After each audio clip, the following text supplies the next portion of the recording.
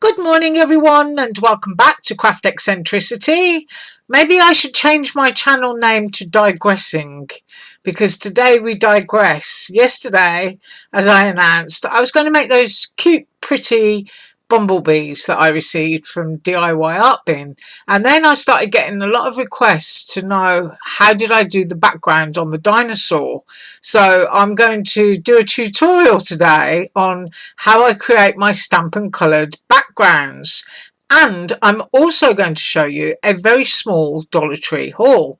So digressing, I'm going to first show my Dollar Tree haul. So what did I get? I got some of these. These are absolutely wonderful and you probably recognize them. There is, whoops, she says, throwing it away, a very famous male craft designer who does these in silver, and they're called trophy cups. But instead of paying $7 for 3, you can get 6 in gold for $1 from Dollar Tree, and of course you can paint them whatever colour you want to. So I'm really pleased with these, and I'm going to be turning them into Christmas ornaments where I'm going to either put some chalk paint or something on here. I'm going to use a little bit of moss in here from Dollar Tree. I'm going to do a twine hanger, and then I'm going to fill it with an arrangement of little handmade mini poinsettia. So that is what I'm going to be doing with these, and I may do a tutorial on making those. And of course we're a long way off Christmas, we still have summer to look forward to, but I got those. And then I also got, because I'm an absolute hoarder of ribbons, a hoarder of everything, and I found this really pretty organza ribbon for $1 a roll, and you get, I think, 18 feet, which is what, 6 yards according to the package. So that's what I also got, and they're kind of like soft 4th of July. You can go pink, cream and blue. That is my dog Bo barking because he doesn't like it when the garbage truck comes down the street. So I got those. He usually cockle-doodle-doos like a chicken, which is quite funny. And I also got a pair of Betty Crocker scissors for $1. These are quite large and they're very sharp, and of course they're meant for the kitchen, but I intend to keep mine for $1 in the craft room and just destroy the blades cutting paper. I also got some little teeny weeny pearls because I like tiny pearls, and you also get a free bottle of super glue in there, which is going to be interesting. And I also got 2 little runners, tape runners. Now these are not strong, not at all, so if you've got any rubber stamps that you haven't remounted yet, just rolling some of this tape on the back of that and putting it onto your stamp block or your stamp platform, and you've got something quick and easy and then peelable to take off your stamp. And of course 2 for $1. And then I also got a roll of this contact in dark wood, because I can never decide whether I want a light wood background or a dark wood background, so I'm going to switch between 2 depending on what I make. I may use dark in the autumn, who knows, but you get an awful lot on there, 1.5 yards for $1, so that was a bargain. And what else have I got? Ah yes, some straws. These are really nice quality actually. They're really hard to crush, and they're silver foil, and you get 18 in a pack, and of course only $1. And I've just designed a stacking wand die for making wands, so straws like this are going to be really useful for using with that. And what else have I got? Oh yes, a very small Aliexpress haul. So from the Paperman I got these, which are vintage ephemera paper pieces, all on craft. I tend to use things like this, collage, and then layer stuff over the top of them. But they were only, I think they were 85 cents or 95 cents, and you get 40 pieces in a pack. So that was a nice little purchase. And then from one particular store, which I can't remember offhand, but I will try and link below, I got a stitched background die, and I cut out 2 samples to show you. And the reason that I did that is because I was quite alarmed when I got this, because it felt so thin. But all it does is emboss into the paper. Can you see that? So I guess being thin is okay, and it does work, and I really like that. I think it's pretty. I think that's great for sky or for water. Excuse my throat. And then I'd waited such a long time for this, and this is a coffee cup and a donut, and I'll try and link that one as well. And then I ordered a little mouse, and the reason I ordered a little mouse is because I've designed a set of Swiss cheese dies, and I wanted a little mouse to go with my cheese. And all of those dies apparently are being sent express delivery to me, so I'm hoping I should get those by the weekend, and I should have some great samples for Monday next week. And then the other, I don't know if you saw my dinosaur video yesterday, but I used the tag, and now I've ordered those raggedy edge ovals. I also already have the rectangles, and I ordered the raggedy edge arches, which if I hold them that way, because they're huge. So I really like these. I do like to make window scenes. So that's my little Dollar Tree and AliExpress haul. And now I'm going to clear everything out of the way for that background tutorial. I'll be right back. Okay, to do this I used a Dollar Tree cutting mat. Now I'm putting that there, and I'm hoping it's not so transparent that you can't see it. It's about 18 inches by 14 inches, and they come in a pack of 2 at Dollar Tree, and they're just a great surface to make a mess on and to be able to wipe up easily. And I'm going to be using my Touch 5 markers. I can give you the numbers off of those as I use them. I'm going to be, because it's this background that everybody was interested in, I'm going to cut that again using my raggedy edge tag. And you're going to need a sheet of quite heavy cardstock. This is the Joann's Extra Heavyweight. Have a good look at it there. I don't know how many pounds it is, because I actually took it out of its wrapper to put it into a box. And you're going to need a sheet of scrap to go over the top of that. And then with all of that, she says, moving out of the microphone, you're going to need a brayer. You're going to need stamps of your choice. I've got a bubble. I'm going to do a bubble one, and I'm also going to repeat the flower one. You're going to need alcohol inks, whichever colours you choose. I'm actually going to be using, what is it, Sunshine Yellow, Mountain Rose, Citrus, and what's this one, Sailboat Blue. Those are the colours I'm going to use, and I'm going to be using alcohol lift-off ink. You cannot put alcohol ink onto regular cardstock. It just soaks in and makes a smushy mess, which is why you need alcohol lift ink, and I'll show you how I'm going to use that in a second. And I'm using distress inks in black and old paper, and my distress inks are very, very old. I think you can tell by the labels. I've had them for 14 or 15 years. And you're also going to need something I left across the other side of the room. Hang on a second.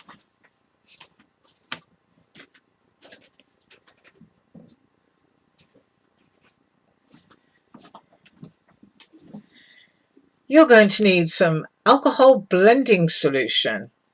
With that, I'm also going to be using, I keep it in a Ziploc bag, it's just a sheet of felt that I cut into little rectangles from Walmart, 25 cents a sheet, and that's what I use to blend my ink. I'll put that onto the bottom of an ink blending tool. So I'm going to organise my space once again, and I will be right back. I also forgot to tell you that I'm using VersaFine Black for the stamps. So I'm just going to pop that up there and out of the way. And now comes the fun.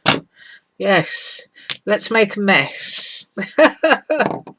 So I'm just going to be I'm going to use the citrus and the sailboat blue when I do my bubble stamp. So I'll pop those off to one side, and I'm going to put down some sunshine yellow, and you can see that there's bits that come off your cap. Don't worry about that because it's quite a distressed background. And doesn't it look good? Because it looks like you're making a mess all over your table. I think that's great. And I'm putting in a couple of dots of the mountain rose. Now into that I'm going to squirt a little bit of blending solution. No, I'm not going to use that one. Look, just to show you the errors that you can make. Glossy accents. It's this one. It's because they redesigned the blending solution bottle, and I'm always getting confused. So I've got a few blobs of that down there, and those colours are going to run. So I'm going to take my little bit of Walmart there, and I'm just going to dab that all around my mat. This is going to make the background that all of my stamping will go onto. And I can add in however many colours that I want to. That looks kind of tortoise shell at the moment. I'm going to put a bit more mountain rose in there. In fact, I'm going to put a lot more. 3 big splodges. And it's only really random coverage that you want. So just going in there, and then that takes just a couple of minutes to dry on that chopping mat surface. Now I'm going to try and move myself up a little bit more so that I'm getting it all into the picture. Move that ink pad there. That's better. Put a few pink blobs around there. And you can, as it starts to dry, you can create better cells. And those are the little holes that are forming on the ink. You should be able to see that. Now, I do quite like that design there. Might break that bit of pink up a bit more and just keep playing with it until you get what you want. Right, I'm happy with that. I'm going to let that dry for 2 minutes, and I'll be straight back to show you how I transfer that onto my cardstock. Okay, so that is pretty much dry. Touching it with my fingers and nothing is lifting off, so that is dry. And now you take your alcohol lift ink and you just put down a tiny little squirt like that. That's all you need. That was quite literally just 3 drops. I'm going to move my blending tool out of the way, and now you go in with your brayer.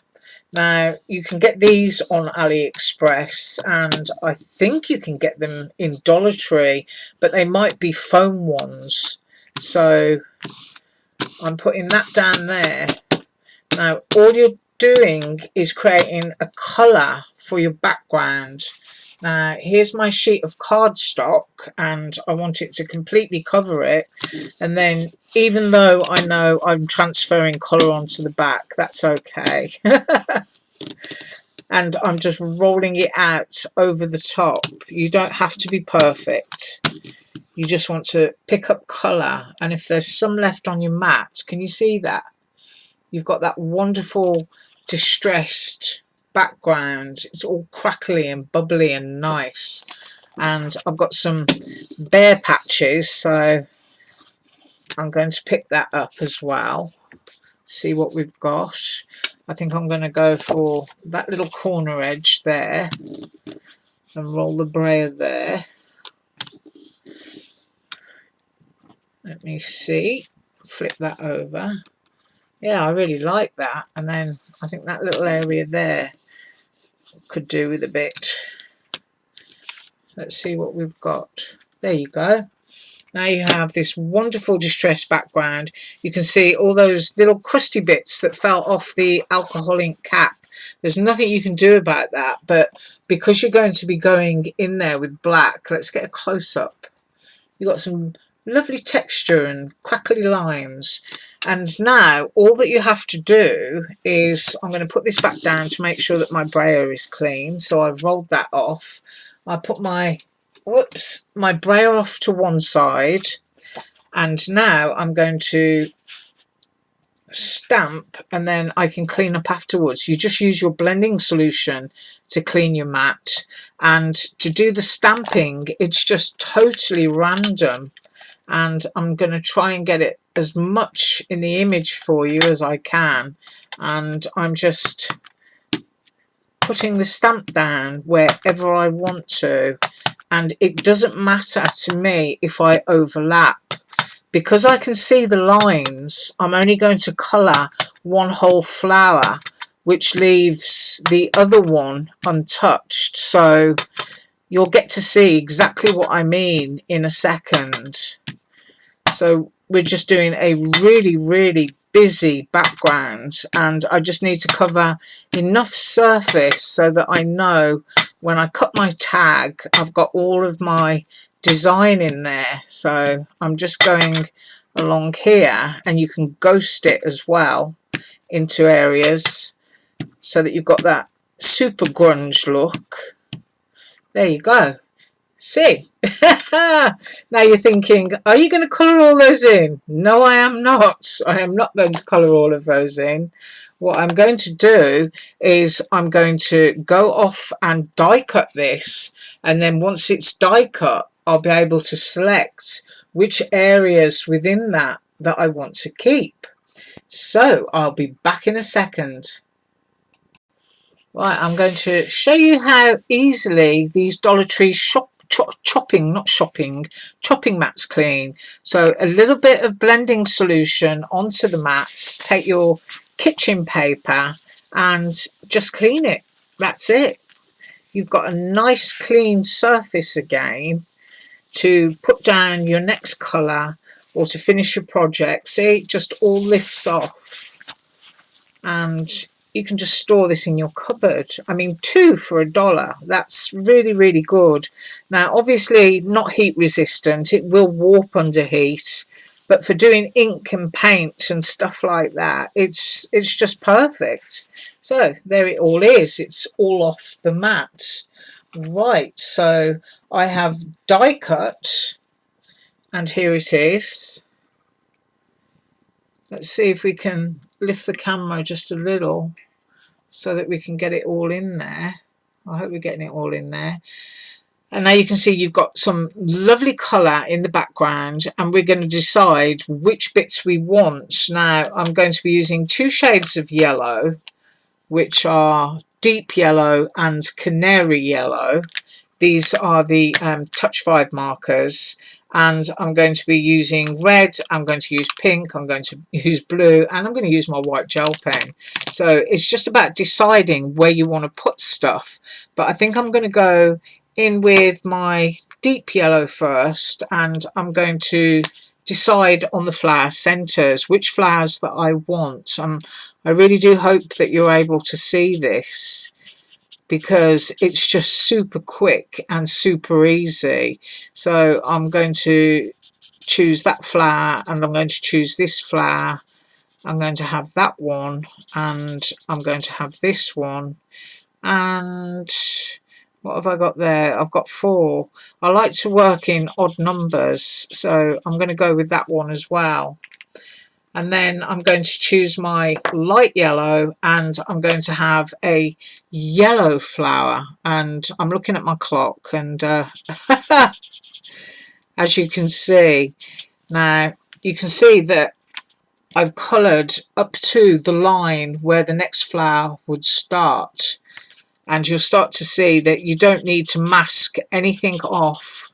All you have to look at is the lines where you're actually colouring, and just go in there. You just do not have to be perfect when you're doing something like this. and VersaFine is not meant to be used with alcohol ink markers, which is why I've used it, because what you get is a lovely blurry effect instead, and that's what I'm looking for.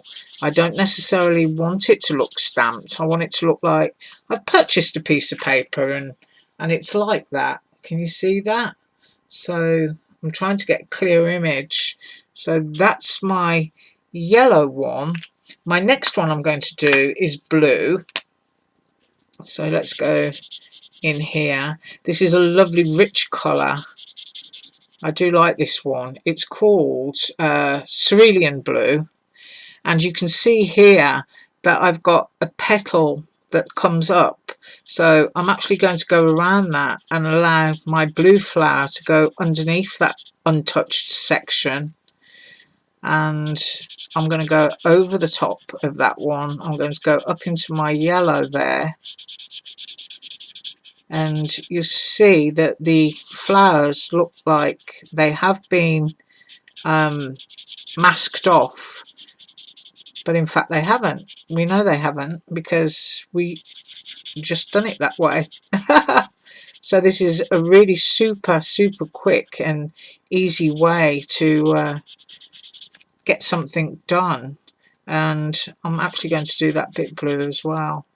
And then I'm going to come over here, and then what I'm going to do is I'm going to colour another couple in, and then I'm going to come straight back to you, because I don't like to think of you sitting there twiddling your thumbs watching me make pretty patterns. So there we have the blue and the yellow done, and I'll be right back to show you the others. So I finished colouring those in, and the only thing left to do here really is to go in with a little bit of white gel pen and just to highlight some of those areas there that you want to put a little bit of more texture and shadow into. Can't really say shadow because what you're doing is you're adding white, but it just gives a really nice touch. And as you know, I do love my white gel pen, and I'm just basically scratching down the surface of some of those black lines, not all of them and not all the way up, just bits of them, so that you've got some highlight. Now let's see if we can get a good picture, because ooh, there you go. You can see I've scratched along those lines, but see how we've allowed some of the stamped image to not be coloured and other bits to be coloured, which looks like it was masked off, like this area here where you got the blue overlapping into the pink, even though the pink black edge is underneath the blue. This is actually a lovely deep red, and it looks like it's fluorescing red orange on camera, which is a shame. One day I will get a new camera, I promise you. Maybe my husband will surprise me. But the only thing left to do with something like this is, as I say, just pick out some little bits with white gel pen. Just scratch it through. Don't be perfect.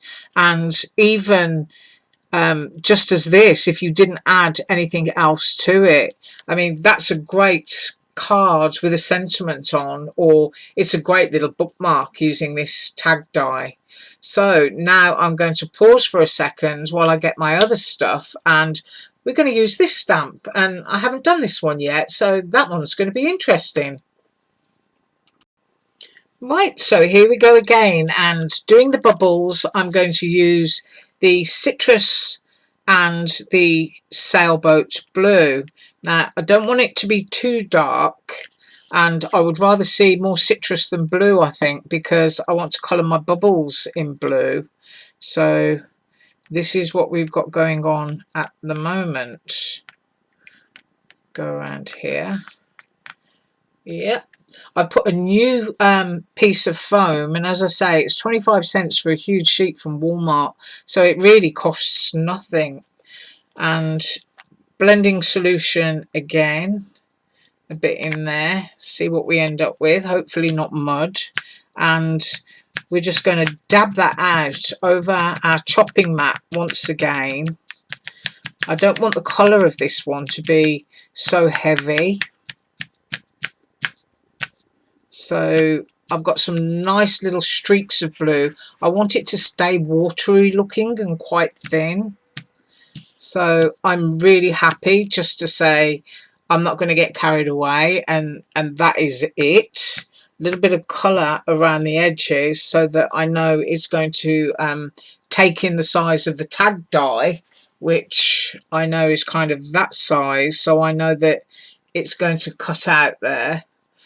And I might put a cell in there actually. See, it's split apart. Might as well do the same. So that's the thing when you get alcohol ink out, you end up getting carried away. Right, I'm happy to leave it like that. 2 minutes to dry and I'll be right back.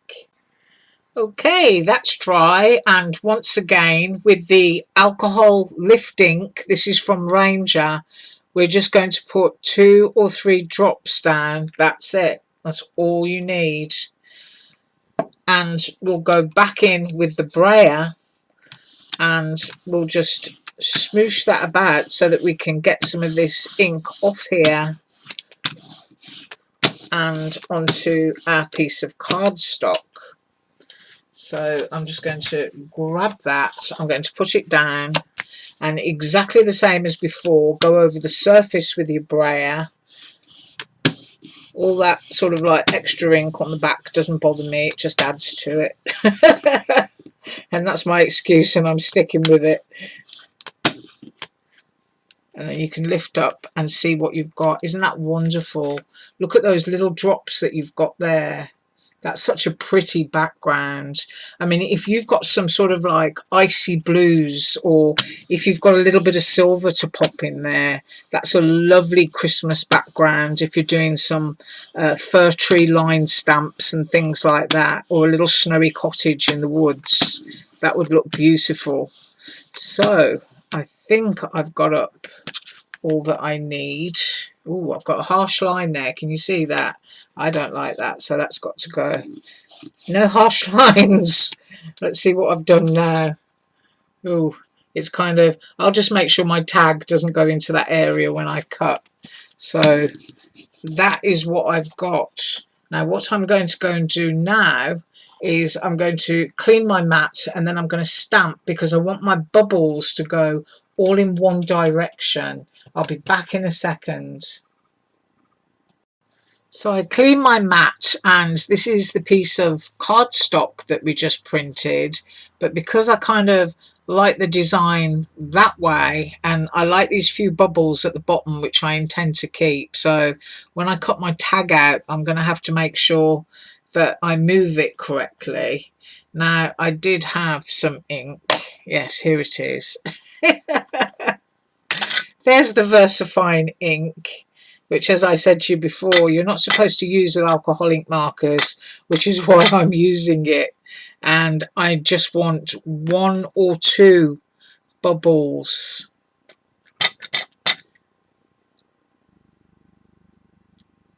Deciding where they go here. I want them to go within my tag, which means placement is everything. And I'm just really happy to have just those. I mean, I would put a mermaid or a fish or something, but I'm just going to pause now and I'm going to cut my tag. Okay, so I cut the tag. You can see that there, and I managed to keep my little speckly bits there at the bottom, which I really like. And I was going to use the cerulean blue, but I decided, excuse my throat, 143, which is mint blue, and I apologise if my camera was blurred there. So all I'm going to do is colour around that dotty shadow. I'm not going to go over that white space. That's going to be purely for my gel pen, and I'm leaving the lighter section that you can see there just for that alcohol ink to peek through that we put down with the Brayer. So here is basically what I've got, and what I'm going to do is I'm going to colour the rest of the bubbles, and then I'll be back to do the white. So here it is with a close-up there. You can see those inky dots. You can see that I've used that mint blue there to do the bubbles. And now I'm going to go in and do the highlights, which are highlighted on the stamp, and I'm going to use my white gel pen and just very, very lightly touch your gel pen to the surface. That's the best way to get white ink to flow. You can warm the pen on your finger, can you see that? And when you warm the tip, you can get an extra little bit of flow if you need to. So here we go with this, and this should just make the bubbles pop a little bit more. And I'm completing this one, and then I'll just go off camera so that you don't have to watch me complete all the others. So there we have it.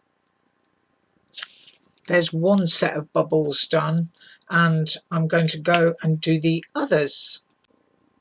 Okay, so I did that, and you can really see how just that little bit of white gel pen makes those bubbles pop. No pun intended. So the only thing left for me to do now is to use a little bit of distress ink, and I've got here black soot, and I need to do both of them. So I'm going to bring this one in and go around the edges there just to grunge it up. Now, if you wanted the back to be perfect, you would just cut another white tag and glue it onto the back so that you've got a nice clean back, if that's the way that you wanted to gift it to somebody. Obviously, if you're going to use this as a card base to put down onto a rectangle card, you don't need to do that, but that's how that pops there. But you can see the white on the blue and the yellow. I haven't done the pink and the red and the blue, and I should have really, but I will finish it because I will be using these for something. I don't really waste stuff when I'm making it. And here now you can see the black going onto the edge there, just giving it a lovely little bit of grunge. I do like distress, and I do like vintage stuff, and as I was saying yesterday, you know, I'm kind of all over the place when it comes to creativity because I just love so many different styles and things, and I don't think I have any one particular style. If I like it, I make it, and that's it. So there you have the two backgrounds. You've got a bubbles, which would look great with a vintage style mermaid or a really funky modern fish to make that pop even more. You've got this one that just looks lovely on its own, perhaps just a sentiment on it. You could colour the whole thing if you wanted to. Obviously, I'm going to finish the white on here, but I really hope that you enjoyed that tutorial. And guess what? Tomorrow is definitely sparkly pretty bumblebees. You have a great day. As usual, all links below. Bye.